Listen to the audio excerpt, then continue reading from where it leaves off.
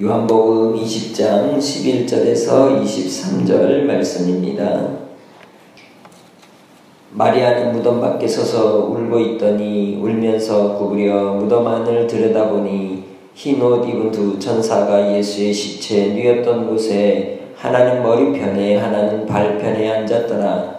천사들이 이르되 여자여 어찌하여 우느냐 이르되 사람들이 내 주님을 옮겨다가 어디 두었는지 내가 알지 못함이니이다. 이 말을 하고 뒤로 돌이켜 예수께서 서 계신 것을 보았으나 예수이신 줄은 알지 못하더라. 예수께서 이르시되 여자여 어찌하여 울며 누구를 찾느냐 하시니 마리아는 그가 동산지기인 줄 알고 이르되 주여 당신이 옮겼거든 어디 두었는지 내게 이르소서. 그리하면 내가 가져가리이다. 예수께서 마리아야 하시거늘 마리아가 돌이켜 히브리 말로 라보니 하니 이는 선생님이라는 말이라. 예수께서 이르시되 나를 붙들지 말라. 내가 아직 아버지께로 올라가지 아니하였노라. 너는 내 형제들에게 가서 이르되 내가 내 아버지 곧 너희 아버지 내 하나님 곧 너희 하나님께로 올라간다 하라 하시니 막달라 마리아가 가서 제자들에게 내가 주를 보았다 하고 또 주께서 자기에게 이렇게 말씀하셨다 이르니라. 이날 곧 안식 후 첫날 저녁 때에 제자들이 유대인들을 두려워하여 모인 곳의 문들을 닫았더니 예수께서 오사 가운데 서서 이르시되 너희에게 평강이 있을지어다.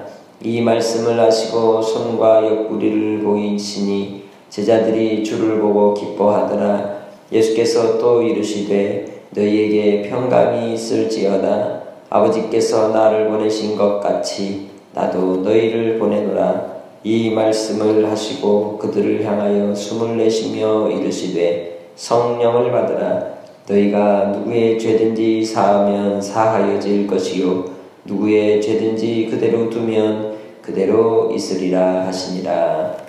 요한복음에 늘 예수님을 만난 여인들을 살펴보면 가장 먼저는 어머니 마리아요, 그리고 수가성물가의 여인, 또한 가늠하다 잡혔던 여인, 그리고 나사로의 동생들 마르다와 마리아, 그리고 오늘 본문에 나오는 막달라 마리아를 대표적으로 이야기할 수 있습니다. 많은 무리들 가운데 예수님을 따른 제자들이 참 많았습니다. 그 중에 한 사람이 막달라 마리아였죠. 그는 7 귀신 들려서 자기 몸을 파는 여인이었습니다.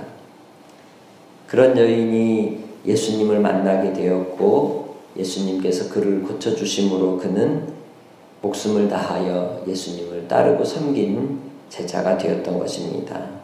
항상 제자들의 무리 가운데 같이 했고 수종드는 자의 위치에서 섬기는 아름다운 헌신의 삶을 살았던 사람이었던 것이죠. 20장에서 바로 그 여인을 부활하신 예수님을 만난 증인으로 세우시는 것을 볼 수 있습니다. 그는 무덤 밖에 서서 울고 있었습니다. 그 이유는 다름 아니라 우리가 1절에서 10절까지의 내용에서 살펴봤지만 베드로와 요한이 빈 무덤을 보고는 나와서 보고 믿었더라. 예수님이 없어졌다. 끝났다. 그러고는 어디로 갔다? 지그들 집으로 가버렸다. 그랬죠? 각자 자기 집으로 갔더라. 그렇게 말씀을 드렸습니다. 그런데 이 마리아는 그 자리를 지켰습니다. 찾고 확인하고 어떻게 해서든지 풀어보려고 해결해 보려고 하죠. 그러니까 이 여인에게는 지금 왜 왔어요? 향유를 갖고 왔단 말이에요. 예수님의 시신을 더 바르려고. 그러다 보니 다른 복음서에 나오는 어머니 마리아, 그리고 어머니 누이, 살로메, 요한나, 그리고 이 막달라 마리아가 대표적으로 세 인물이 나오는데 그들이 온 이유, 목적을 달성하고 가야 되는데 시신이 없으니 찾아 헤매는 것이죠. 그래서는 제자들이 뛰쳐나간 것을 보고는 울고 있다가 안으로 들어가서 살펴봅니다. 그곳에 제자들에게 보이지 않은 모습을 주님께서 보이셨습니다. 그건 무엇이에요? 흰옷 입은 두 천사가 예수님의 시체 누였던 곳에 머리편, 발편에 앉아 있었다는 것이죠. 이 본문의 내용을 우리는 스쳐 그냥 지나갈 수 있습니다. 아, 천사가 있었구나.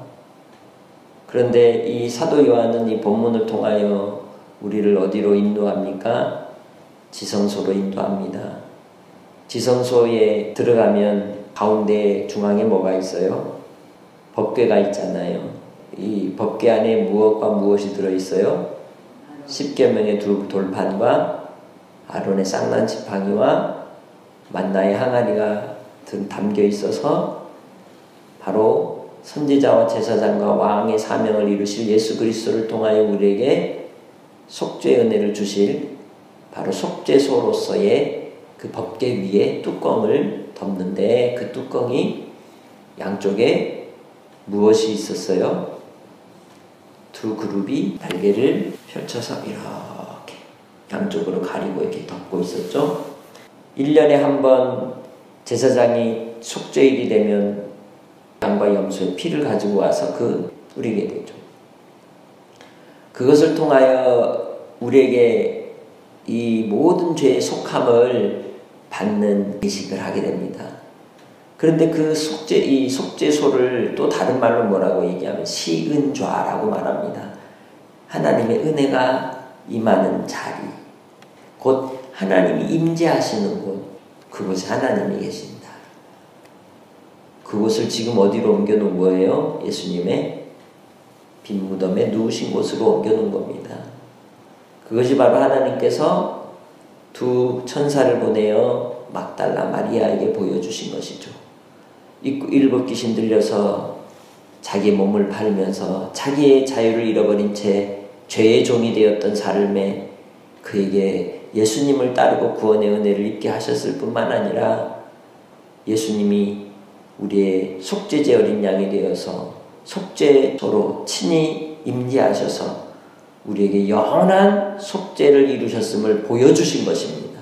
단번에 들이신 십자가의 제물로 주님께서 우리에게 영원한 대제사장이 되어서 지성소로 들어가 하나님과 우리 사이에 막힌 담을 허시고 구원의 은혜를 열어주셨음을 그 빈 무덤에 예수님이 누우신 그 빈 자리를 통해서 보여주는 것이죠. 오늘 우리는 예수님을 믿음으로써 우리가 죄 속함의 은혜를 입었다고 말합니다. 그 죄의 속함의 은혜를 따라 신앙의 이 열매들을 맺고 주님을 따라가는 삶을 우리가 과연 살아가고 있는가? 이제는 그 속죄소가 어디에 있어요? 우리의 마음에 있는 것입니다. 우리의 심령 가운데 성전 삼으시고 성령으로 말미암아 우리에게 속죄소의 은혜를 덧입혀 주신 줄 믿습니다. 예수님께서 언제 부활하셨습니까? 안식 후 첫날이라고 말합니다.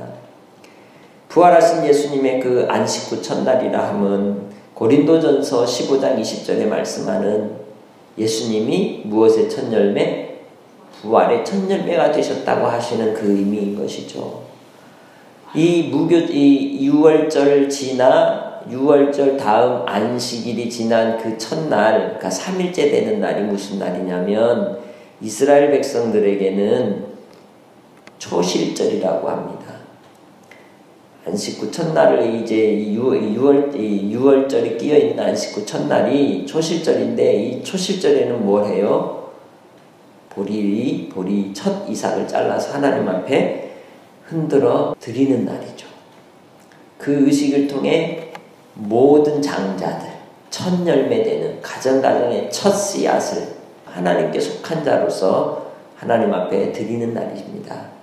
그것은 바로와의 이 10가지 재앙을 통해서 참 하나님이심을 보여주시면서 마지막 재앙, 장자의 죽음의 그 재앙을 6월절 어린 양으로 넘어가게 하시고 구원의 은혜를 힘입어 이제 내 소유가 되게 하심을 보여주시는 사건과 연결이 되는 겁니다.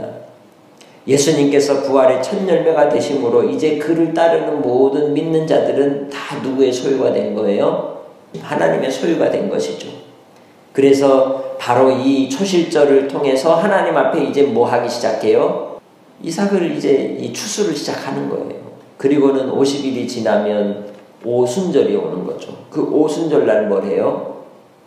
맥추절로 지키는 겁니다. 보리추수 첫 열매, 한 해 첫 농사의 열매를 하나님 앞에 드리는 거죠. 그 오순절을 통해서 뭐가 오셨어요? 누가? 성령께서 강림하시죠. 성령 강림을 통하여 우리가 다 무엇이 되었어요? 이제 보리추수의 열매들이 된 거예요. 예수 그리스도께서 부활의 첫 열매로 죽으시고 부활하시고 승천하시고 우리에게 약속하신 오순절 성령의 역사를 통하여 우리도 부활의 열매들이 되게 해주셨다는 것입니다. 그래서 22절에 부활하신 뒤에 예수님이 제자들을 찾아오셨을 때 뭐라고 22절에 말씀했습니까? 이 말씀을 하시고 그들을 향하사 숨을 내쉬며 이르시되 성령을 받으라. 왜? 너희도 부활의 열매들이다 라는 거죠. 하나님의 소유라는 것입니다. 그것이 빈 무덤에 두 천사를 통하여 보여주신 시은소, 속죄소의 은혜가 우리에게 임하였음을, 믿는 자들에게 임하였음을 말씀하고 있는 겁니다. 무덤 밖에 서서 울었던 여인 마리아. 그러나 이제는 무덤 안으로 들어가 천사들을 보고 놀란 그 여인에게 그 뒤에서 주님이 말씀하십니다. 여자여 어찌하여 울며 누구를 찾느냐. 이 막달라 마리아는 끝까지 주님을 찾고 있었습니다. 그런데 잊어버린 것, 망각한 게 있다면 예수님이 뭐 하셨다는 것? 부활하셨다는 것, 부활하실 것이라고 하는 예고를 다 잊어버린 겁니다. 제자들도 다 까먹어버리고 어디다가 팔아먹었는지 모르지만 생각하지 못했습니다. 마태복음 6장 21절에서도 17장 9절에서도 또 20장 17절에서도 분명히 예수님께서 죽으시고 부활하실 것을 말씀하셨음에도 불구하고 제자들은 그것을 마음에 두지 않았습니다. 물론 유대인들에게도 부활에 대한 신앙은 있었죠. 그러나 그것은 이 세대가 지난 뒤 마지막 때의 부활에 대한 그러한 얘기였던 것입니다. 예수 그리스도께서 부활하실 것에 대한 그 소망의 약속을 그들은 전혀 생각할 수 없는 어떤 세계관을 가지고 있었던 겁니다. 예수 그리스도께서 다시 살아나셔서 이 여인을 부르실 때에, 그래서 이 여인이 뭐라고 대답을 합니까? 당신이 옮겼거든 어디 두었는지 내게 이루소서, 그리하면 내가 가져가리이다 라고 말하죠. 아직도 여전히 예수님의 시신만을 찾고 있었던 겁니다. 그때 예수님께서 뭐라고 26절에 말씀합니까? 마리아야 라고 부릅니다. 그때 마리아가 돌이켜 보고는 라보니 합니다. 마리아야 라고 부를 때 그는 선한 목자의 음성을 듣는 양과 같이 주님의 음성을 알아들을 수 있었던 거죠. 예수님을 얼굴을 보고 안 게 아니라 무엇을 듣고 알았어요? 그 목소리를 제대로 듣고 정확히 깨달아 알았다는 거죠. 우리의 신앙은 보여지는 게 아니라 들려지는 데 있습니다. 하나님의 말씀을 듣는 데 있습니다. 말씀이 들려질 때에 우리가 하나님의 양인 줄 믿습니다. 또한 이 여인이 예수님이 마리아야 부를 때에 이 마리아의 이름의 뜻이 드러나는 겁니다. 마리아라고 하는 이름은 그 당시에는 아주 흔한 이름이었습니다. 그럼 이 이름의 뜻이 뭐냐? 높여진 자, 높임을 받은 자라는 의미를 갖고 있습니다. 그러니까 예수님께서 지금 마리아를 부를 때에 어떤 의미로 부르시겠어요? 부활하신 예수 그리스도로 말미암아 높여진 자로서 마리아야 부르시는 것입니다. 그때 바로 이 여인이 라비어라고 부르는 거죠. 선생님, 너무도 감격했겠죠. 너무 기뻐서 예수님을 붙잡고 싶었겠죠. 가까이 다가올 때 예수님이 27절에 나를 붙들지 말라. 내가 아직 아버지께로 올라가지 아니하였노라. 너는 내 형제들에게 가서 이르되 내가 내 아버지 곧 너희 아버지 내 하나님 곧 너희 하나님께로 올라간다 하라 하시니, 예수님이 승천하실 것에 대해서 이야기할 때 예수님께서 제자들을 뭐라고 부르냐면 내 형제라고 부릅니다. 제자라고 말씀하지 않고 내 형제라고 부른다는 것이죠. 예수님께서 부활하심으로써, 부활의 첫 열매가 되심으로써 우리를 부활의 열매들로 삼으시기 위하여 우리의 맏형님이 되신 줄 믿습니다.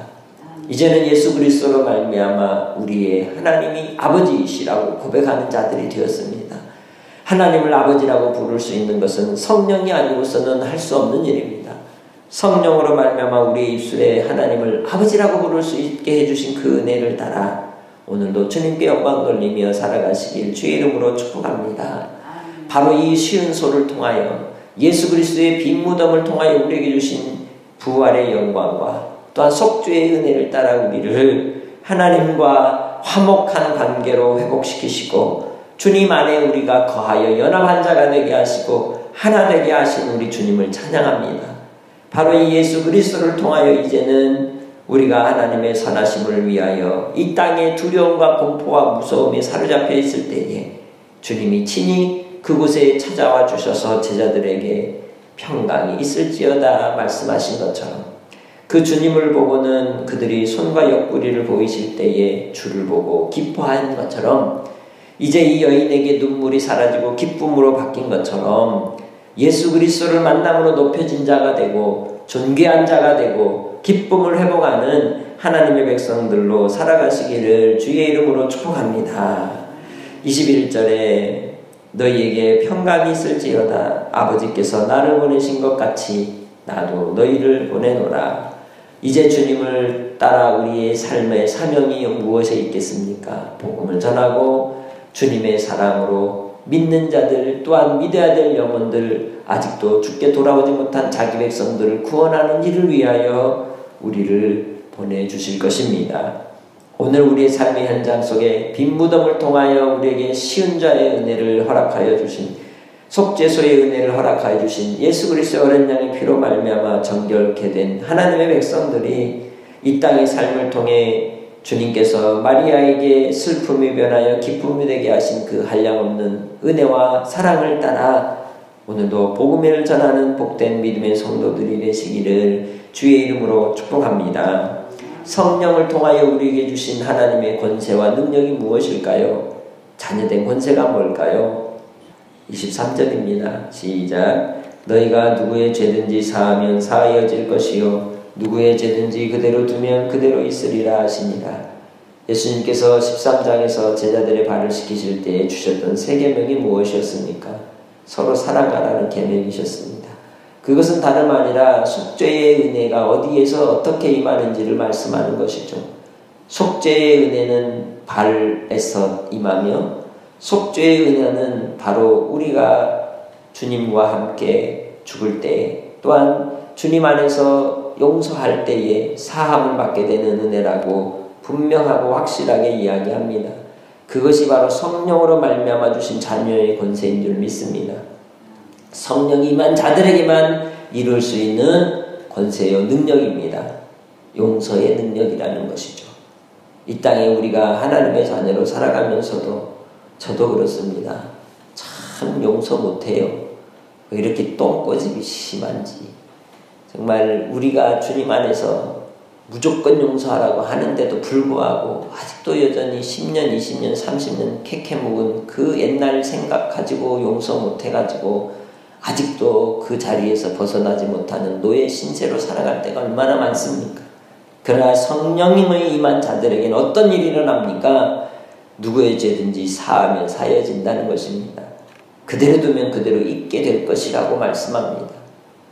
주님께서 우리의 심령 가운데 속죄소를 두셨다면 이제는 우리가 그 속죄소로 가까이 나아가 우리에게 주신 부활의 첫 열매 되신 예수 그리스도로 말미암아 어린 양의 피로 정결함을 받은 하나님의 백성답게 이 땅에서 용서의 삶을 통하여 하나님 앞에 나아갈 수 있는 복된 믿음의 권속들이 되시기를 주의 이름으로 축복합니다. 주기도문의 고백처럼 우리가 우리에게 죄 지은 자를 사하여 준 것 같이 우리도 우리의 죄를 사하여 주시라는 기도가 이루어지기를 주의 이름으로 또한 믿고 구하는 복된 한 날 되시길 바라고 오늘도 이 주일을 통하여 하나님 앞에 빈 무덤을 생각하고 이제는 우리의 영원한 안식과 평강이 복된 주일을 통하여 이루어졌음에 감사하며 한날의 삶 속에서도 비록 교회에 나와 예배하지 못할지라도 우리의 삶의 현장 속에 주님의 살아계심의 능력이 나타나도록 주의 말씀을 이루는 성령의 사람들이 되시기를 주의 이름으로 축복합니다.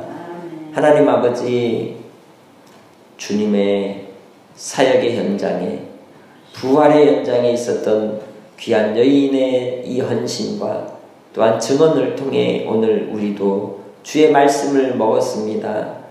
주님, 우리를 위하여 빈 무덤을 성전으로, 성소로, 지성소로 옮기시고 또한 그 지성소를 통하여 우리에게 시은소의 은혜를 입혀주시사 우리가 속죄함의 은혜를 입게 하시고 복된 삶을 통하여 하나님 앞에 서로 용서하며 용납하며 아버지 하나님의 뜻을 이루는 삶으로 불러주시니 감사합니다. 오늘도 하나님의 기쁨 되어 예배자로 살아가게 하여 주시고 아직도 우리 안에 고집과 완고함이 꺾여지지 않았사오니 주께서 은혜와 긍휼을 베풀어 주시사 성령의 불로 태워주시고 온전하게 하여 주시옵소서. 오직 주님만을 바라고 의지하고 주의 긍휼을 구하오며 이 나라 이 민족 주님께서 불쌍히 여겨 주시옵소서. 예수님의 이름으로 기도합니다. 아멘.